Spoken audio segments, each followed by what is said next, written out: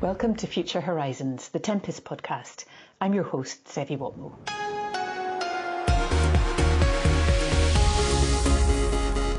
Tempest will supercharge innovation and expertise, breathing life into British engineering and skills. Recent research conducted by PwC confirms that Team Tempest partners and their supply chains for UK combat air activities alone could support around 62,000 jobs per year and contribute in the region of 100 billion to the UK economy between 2021 and 2050. In the final episode of Season 1 of Future Horizons, we discussed the ongoing commitment for the programme in the UK, as well as the collaboration between the programme's international partners. Here to tell us more about Tempest's exciting steps onto the international stage are Mark Hamilton, Managing Director, Electronics UK, Leonardo, Air Commodore Jonny Moreton, UK Programme Director of Future Combat Air System, UK MOD, and Trevor Taylor, Professorial Research Fellow in Defence Management at the Royal United Services Institute. So, in July, the Ministry of Defence announced a £250 million contract with the Team Tempest partners to fund the new phase of the development of the technology. Jonny, how important is this new contract in driving forward the next stage of the programme as both a national and an international endeavour? The £250 million investment announced in July is an initial investment in the FCAS acquisition programme and is part of the already announced £2 billion investment that the government announced earlier in the year in February over the next 4 years. It reflects a national investment in developing on the activity that the technology initiative has completed over the last 2 to 3 years and in new concepting activity which will take place over the next 3 to 4 years alongside our international partners. It's significant because it lays the foundation not only for the digital nature of the acquisition programme, which is new to defence, but also the transformational approach that we are trying to achieve alongside our international partners and alongside industry and government. Whilst it reflects a focus on UK activity for the next 18 months or so, it enables a fully international programme planned from about the end of 2022. The foundation that we put in place now is critical in enabling the building blocks, not only for the transformational approach to the programme, but also that digital approach that will allow us to do things at 50% the faster and at a significantly cheaper price to the taxpayer. The aim is to deliver a capability from 2035. So this is a key starting block for the programme. Mark, could you tell us a bit more about why Tempest is such a catalyst for transformation? Yeah, thanks, Zevi. I think Jonny is right that the value itself is both significant, and the contract I think is also hugely symbolic. It does provide us with a representation of long-term commitment from UK MOD, and also allows industry more assurance around sort of long-term planning. For the contract itself, it concentrates on concept and assessment.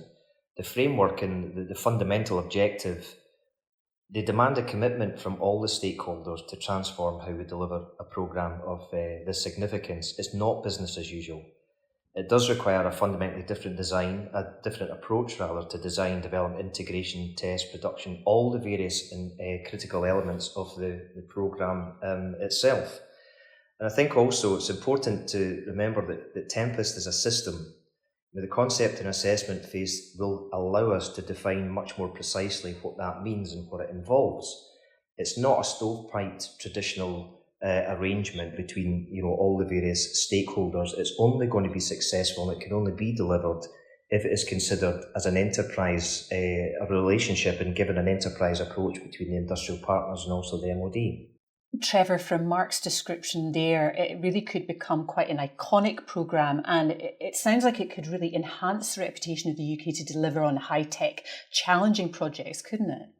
It's absolutely central to the mission of, if you like, the UK's image as a high-tech country. I think the money itself is as people have said, a key enabler of continuing progress, but also a firm indicator of the UK's continuing commitment. I hope and I believe that it also reflects satisfaction with what's happened so far despite COVID in terms of individual advances and the relationships and the behaviours that are being demonstrated by all the groups involved. So it's an absolutely, yes, it has the potential to be a hugely iconic project. And, we've seen that the UK has already signed a memorandum of understanding to work with Sweden and Italy. And although challenging, Jonny, what do you think are some of the considerable benefits all three countries could draw from this participation in terms of capability, skills base, prosperity and international standing? Well, I suppose the first thing I'd point out is that the Combat Air Strategy announced in 2018 clearly stated that the programme was international by design. But what I would also follow that up with is that it wasn't international for international sake. And the international partners we have today within the programme all provide benefits that are key to delivering a successful programme by 2035. So, if you just look at the common goals of Sweden, Italy, and we can talk about Japan later on, we're all interested in achieving a sovereign freedom of action as well as our own ability to our freedom of modification for the programme, such that we can develop and grow the programme ourselves. Italy and Sweden offer both industrial benefit, technological skills, but Sweden in particular probably offers an opportunity in terms of transformational programmes, and we've seen that with the recent production of Gripen E inside Sweden. So I think it is clear to us in the UK that one, it's a two-way partnership with our international partners. Two, we have common goals, and three, we are very much looking to transform not only our military capability but our own industries as well. Mark, do you think there's a real advantage to the fact that a lot of employees at Leonardo have already got extensive experience of working very closely with Sweden and Italy, and that it's a chance to really prove that right from the beginning, Tempest was always intended to be an international programme? Undoubtedly. So, as you rightly mentioned, we do already have a degree of experience in international collaboration. Our parent company is Italian. We lead both the Euroradar and the Eurodas consortium for Typhoon. And also we deliver radar and IFF systems to Gripen E for Saab. And also we partner with many different international companies to deliver and integrate equipment. However, I do feel that this programme is undoubtedly going to be on a different scale and dynamic, and it's likely to span a few generations of both people and also technology. As Jonny rightly says, it will provide each nation a degree of sovereign capability for many, many years to come. I would also suggest that being part of a programme such as this with an intelligent customer base, in UK, Italy and Sweden, also provides a significant degree of credibility for any of those companies that are involved in this programme. And Trevor, you do extensive research into international defence. Tempest can really be enhanced by this collaboration, can't it? I think it's central. The international dimension is central, but it's also very helpful, as the other speakers have mentioned. The UK has already got extensive experience of working collaboratively with Sweden and Italy. These countries are interested in the same kinds of gains that we are, such as operational sovereignty, employment, but also learning a huge amount about the cutting edge of digitised manufacturing and development. But I think the previous experience we have with them is going to be very helpful. And of course, it's not just Leonardo that's important, but also other companies have had good experience of working and contributing to the Gripen series. Sweden, of course, brings expertise in producing an aircraft for fairly small numbers and then being able to develop it further and internationally on the basis of a national market, which I think is a really inspiring experience that we can take on board. There'll be an enormous amount of focus on the programme over the next 5 years. And Mark, what would you say will be the key determining factors to Tempest's success on an international stage? Yeah, first, there's no doubt it will be a tough programme. It will be a tough programme to deliver. And, a collaborative programme such as this always has unique demands. We need to align requirements, national objectives, industrial competency, commitment to transform. These are just a few topics, Zevi, that we could list many, many more, and none of which will be resolved overnight. However, we have seen in recent times these points can be accommodated and overcome. UK and Italy have a long history of collaboration on both tornado and typhoon. Indeed, both these nations have a similar view of the capability route map for typhoon, which will provide more common ground for collaboration.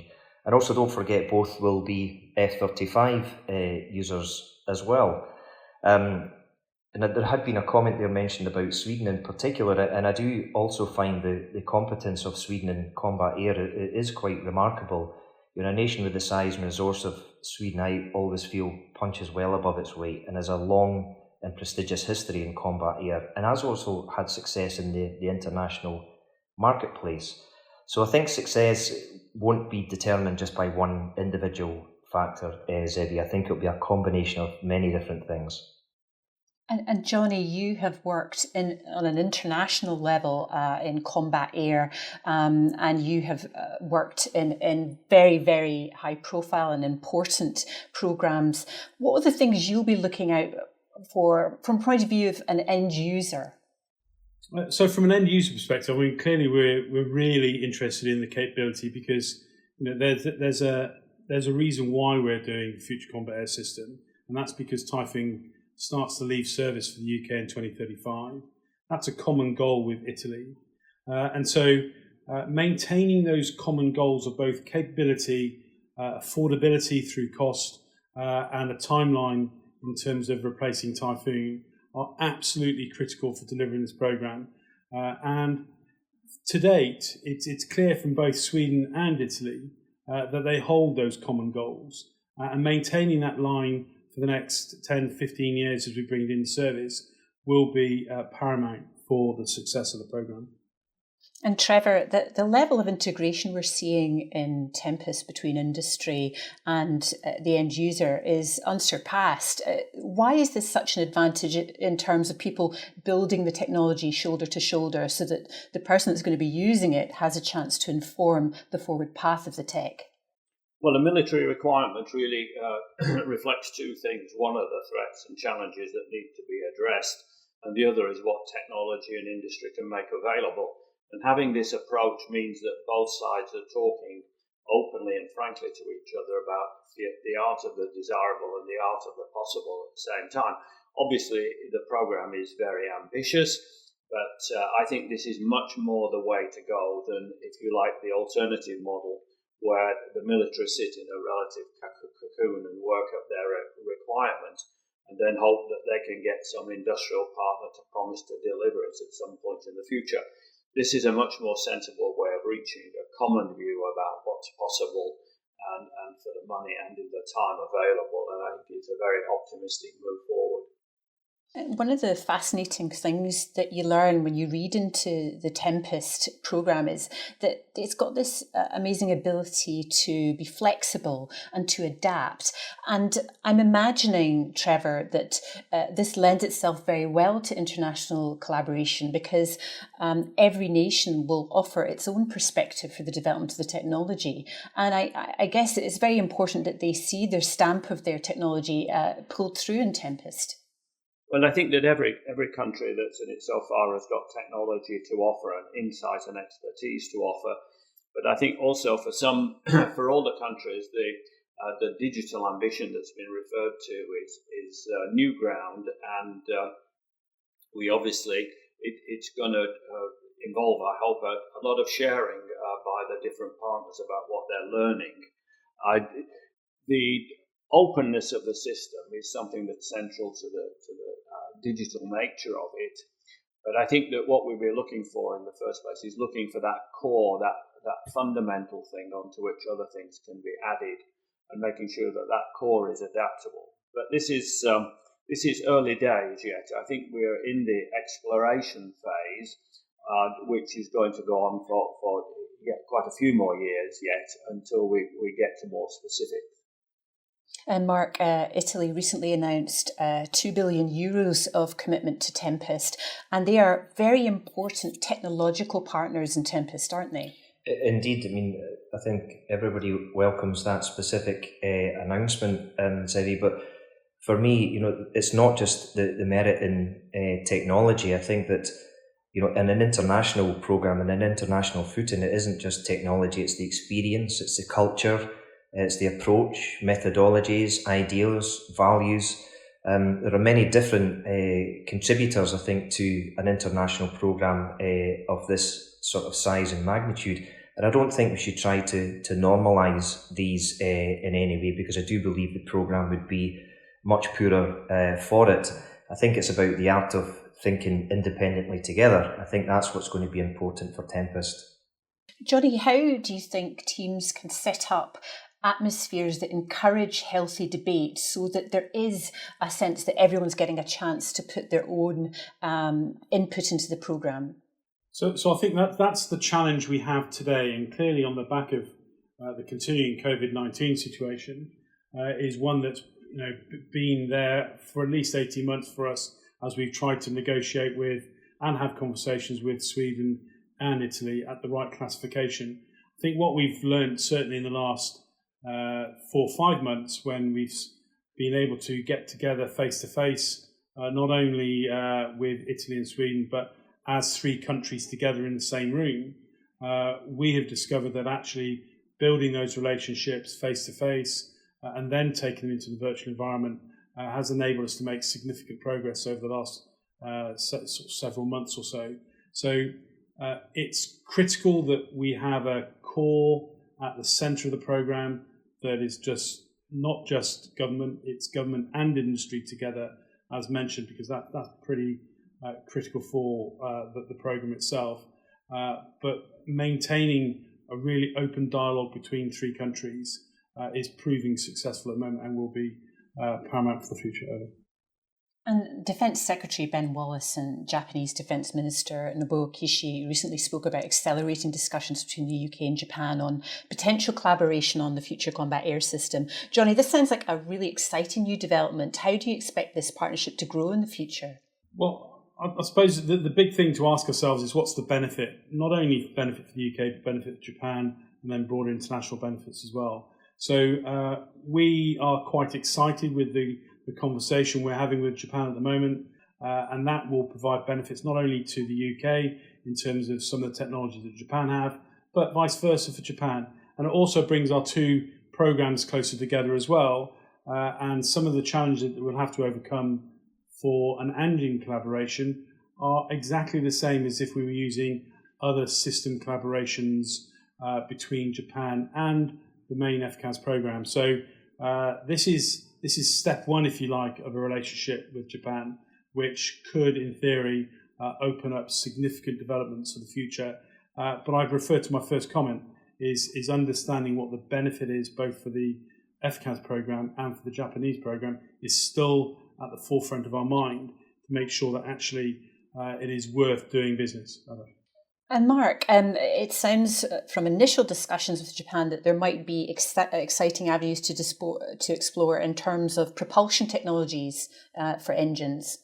Yeah, I think you're right, Zevi. But what Jonny has mentioned quite clearly there is we do obviously have to assess the various benefits between both the programs. And we as a company, we have had experience dealing with Japan, going back certainly to mid-1980s when we provided AW101s, 139s, I think also 109s into Japan. And at the moment, we're also collaborating on radar and IFF systems with Japanese industry. Japan does have an extremely competent industrial base. They've had a requirement for a next generation combat air system. And as you mentioned right at the beginning, we do have a shared strategic objective in the region. So that would suggest real potential. But in the programme, I think it is part of our role to define and describe more precisely what that would look like, what it would involve, clearly in concert with Japanese counterparts. But from an electronics perspective, you could certainly see the potential. Trevor, do you see any potential step changes in technology emerging from these kinds of collaborations when at first glance it's quite different approaches to technology, but actually when you bring them together, exciting things could happen? Well, Japan could be both a very valuable partner, and I think Japan itself could gain significantly. And we're just really at the very early stages because Japan has not really collaborated before of exploring collaboration in a defence collaboration in a range of fields. I think we have to recognise that Japan, historically has depended very heavily on the United States, and that there are powerful US industrial and political interests that would not welcome Japan sort of moving too far away from the US.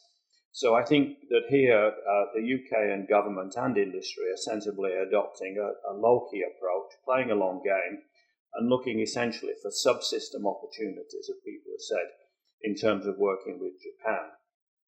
I think that the Japanese wish to reduce its explicit dependence on the US is a long-term trend. But I think with Japan, we have to be ready to be patient. As people have said, there are real technological opportunities, and obviously the Japanese have got a lot of interesting technology that they might want to bring to the party. But we don't have experience of working with Japan in the same way that we have with the Swedes and the Italians, and we have to recognise that. And finally, do you think, Jonny, there's any chance that Tempest might become every bit as iconic as the Spitfire in the public imagination? It's clear that Tempest and the Future Combat Air System is an absolute national endeavour, and that we're not talking about a capability that's going to come in 2035 and be around for 5, 10, 15 years. We're talking about a capability that is coming into service from 2035, will be designed to be spirally developed out for the next 40, 50 years, will replace Typhoon, and more importantly, I suppose, probably reflects the first combat air programme that the UK and its partners have carried out that reflects both a digital approach to an acquisition programme, but also a transformational approach to both government and industries. So yes, I think the short answer is hopefully it will replace the Spitfire, if you like, as an iconic combat air platform. But we've got some way to go. We have some challenges, but I'm confident that we've got the right partners, we've got the right motivations, and I'm looking forward to the journey ahead.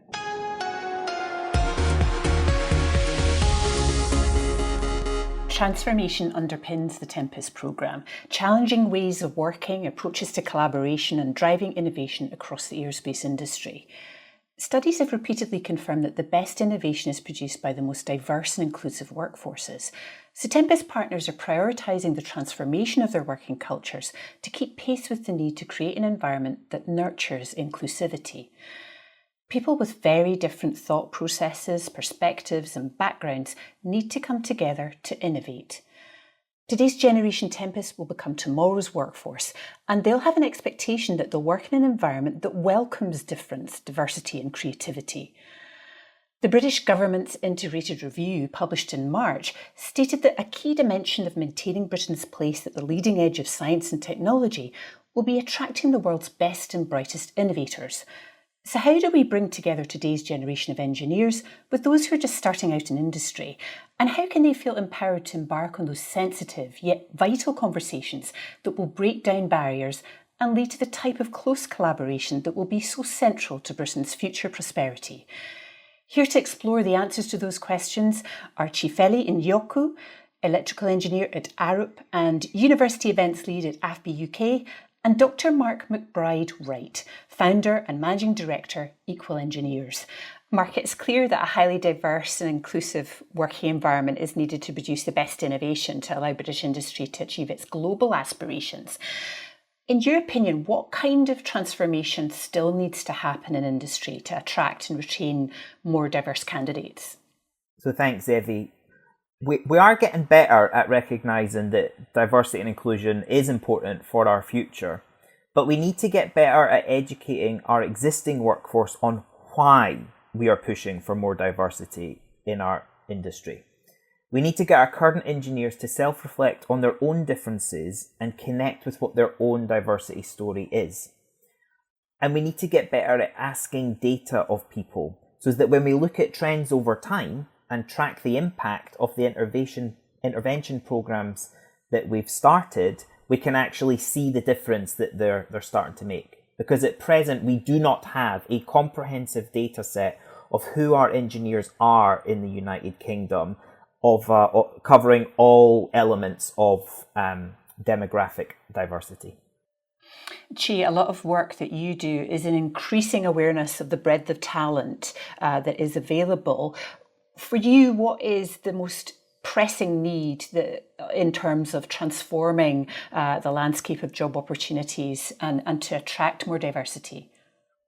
I think the most pressing need for me is around changing the perceptions that we have about engineering, about entering into engineering first of all, and then having a successful and thriving career as an engineer. I would like to say that we are doing a lot of work with, encouraging people and getting out there via STEM outreaches or dedicated university events. But I still believe that we need to look into, encouraging people into getting into engineering. A good example is the apprenticeship scheme. So whenever we go out as an organization and we talk to students, we tend to forget how important apprenticeships are as a strong route to get into engineering. Most people tend to focus on, going into the university, getting a degree, and it's often overlooked that most of the people that we are talking to might be from varying backgrounds. They might be from middle or low class earning families, and it'd be good to paint that route or that approach as something that is beneficial to all. It's something that is attainable for everyone.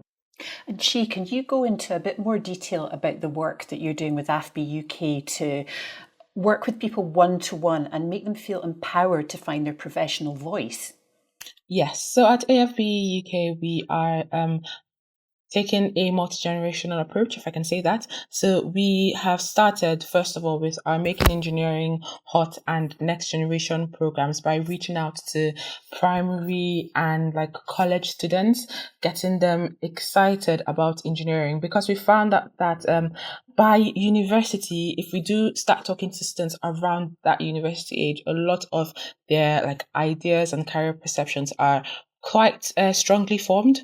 So by going, back into primary schools and getting children to meet engineers that look like them or have similar stories with them, we can, get that Generation Tempest piece around attracting them and seeing that engineering is a viable career for them.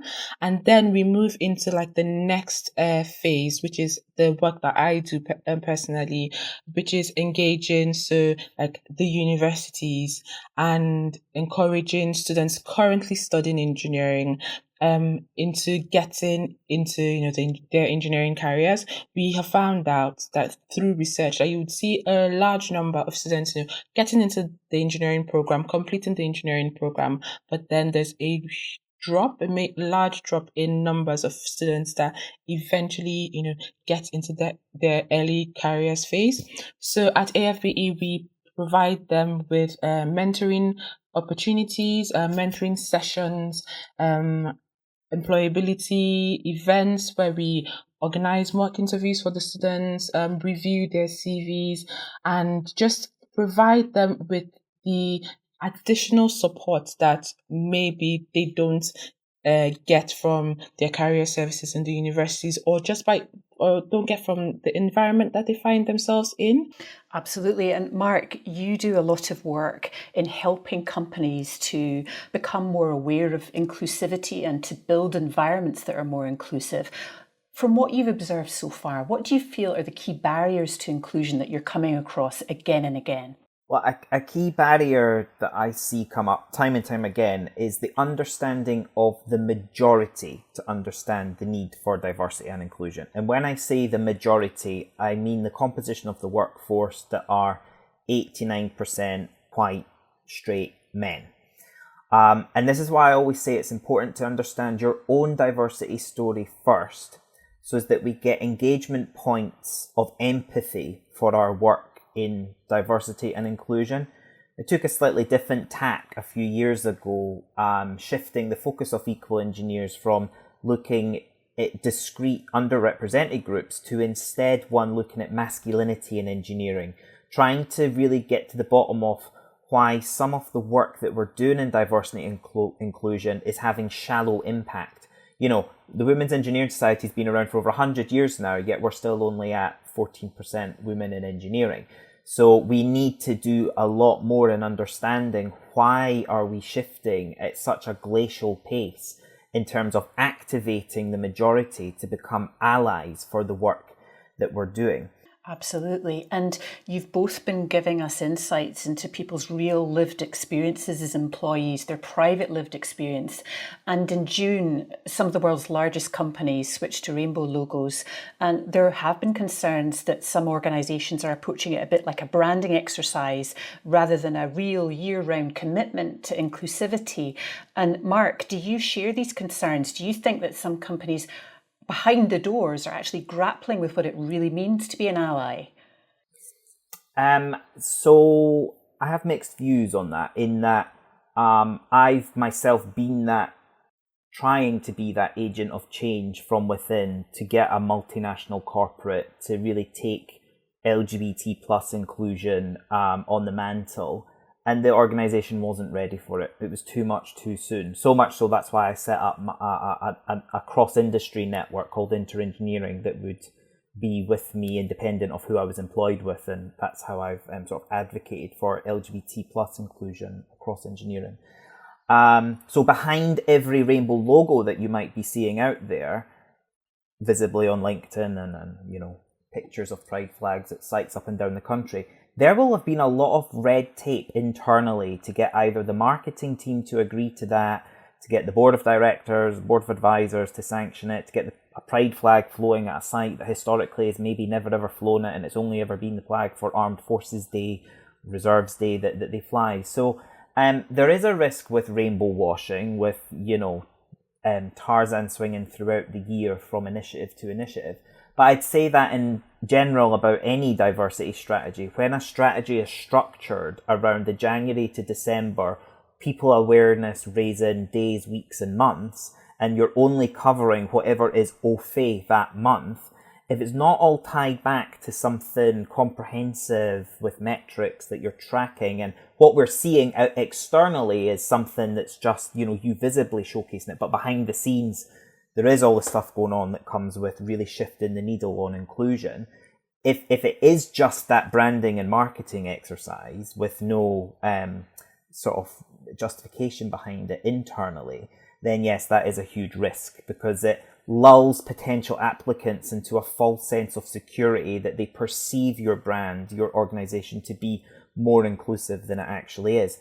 But then you need both. You know, you need to be projecting what you want to be whilst internally working to change the mechanics of the culture, because you want to attract that diverse talent as well. So you shouldn't expect your culture to change through accumulating diverse people. That's just window dressing. That's just window shopping. People will very quickly sniff out whether or not your culture is what you claimed it was through your external branding. So you have to have both. You have to do that visibly showing to the market that you're willing to change, but then also work on the mechanics internally doing the change. And to any organizations that have only just, you know, put a rainbow banner up or changed their logo for Pride Month and that's it, and you haven't done anything internally to look at the impact of your policies and procedures on the LGBTQ plus community, then that's a lost cause. You know, I've personally gone through surrogacy, gone through adoption. So look at your family policies. You know, is my family setup covered in your policies? You know, so if I want to go and look in the background as an employee at your organization, how would I be covered under surrogacy? Does the word surrogacy even show up in your adoption leave, family planning, and what have you? That's just one example of something that affects the LGBTQ plus community in particular, as well as other couples, as an example. So there's a lot of things that you could do in the background to look at the wording of your policies, but then also your outreach, your outreach initiatives. Do you engage and partner with LGBTQ plus community groups? Do you offer apprenticeship opportunities through LGBTQ plus youth groups? There's so many different ways an organisation could be engaging locally with the LGBTQ plus community that then means there is some gusto behind that, that rainbow banner. And a lot of companies are beginning to collaborate with AFPI UK, some for the very first time. Do you have any advice for people working at companies on how they can be a good ally to someone coming into the organisation? Yes, it's actually going to tie into what Mark has said. Be open and honest, and at the same time respectful. There is a lot that you as an individual can learn from someone from a diverse background from yours. The advice would be, don't see it as a challenge or an affront to who you are. This is, at the end of the day, is something that is going to make society a better place for everyone.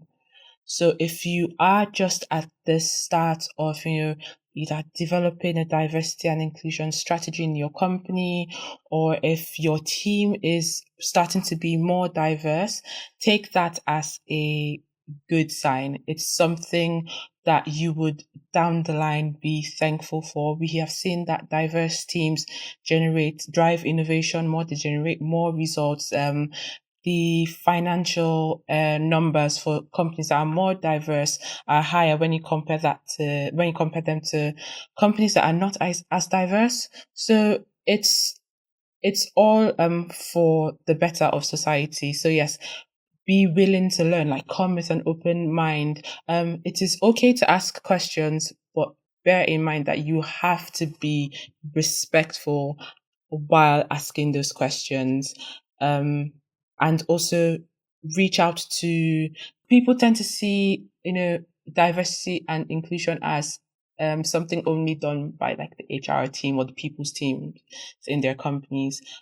There are resources available for you if you do reach out and ask for help. There is help. There are organizations like Equal Engineers, Inter-Engineering, AFVE that have gone through these phases and are well equipped with assisting you in transitioning into a more inclusive workplace. Chi and Mark, thank you very much for your insights today. Thank you. Thank you. Thank you to all of our Season 1 guests and to so many listeners for tuning in to Future Horizons, the Tempest podcast. We've covered a lot already, but with years still to go before Tempest enters service, this is a story that's just getting started. To keep up with the latest developments from the Team Tempest partners, keep following us on Twitter at Team Tempest UK.